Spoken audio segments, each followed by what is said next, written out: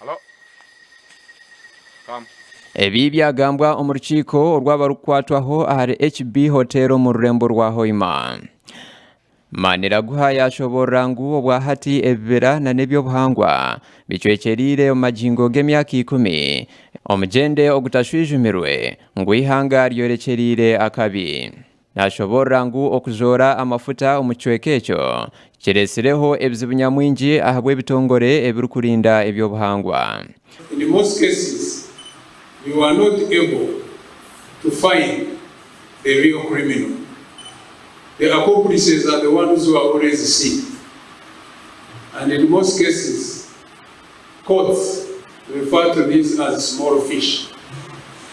So as you come together as a coordination team, I want to encourage and challenge you to be much more sophisticated now that I see a very holistic team.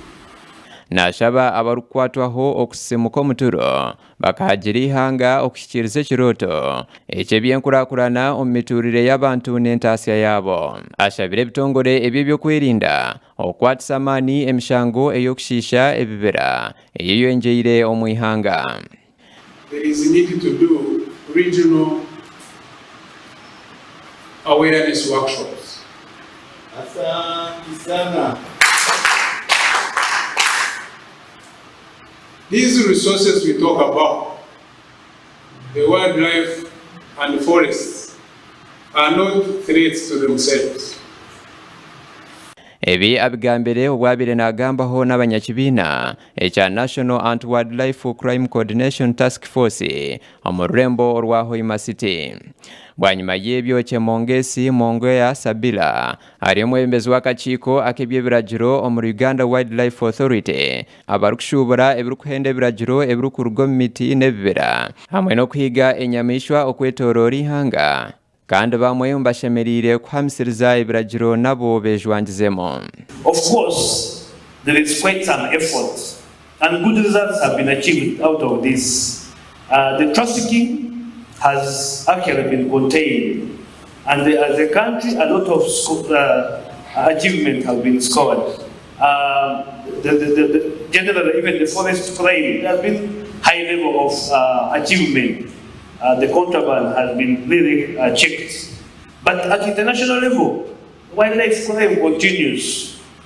That's for sure. And locally, we have had a few species having quite some number of challenges. Michael Chakashari al deputy RDC wa Hoima nashoborra ngu omu rurembo rwa Hoima City harimu abantu abakwasirwe n'enyamaishwa ez'omu kibira ahabw'okuba nibazirinda omu maka gaabo barikuzireba nkagumuha muringo ogw'okukora empiiha. Tugira okusomesebwa abya okulinda enyamaishwa mu bibira. Enyamaishwa are animals. Ebyokulinda n'okuziprotectinga. My sincere appeal to the task force, there are these small fish that people always arrest them, which can't even help, leaving the big fish behind. There is need for law enforcement members of the task force at the regional level. Gasha kwa Gad asaba ahabwa Tayari West.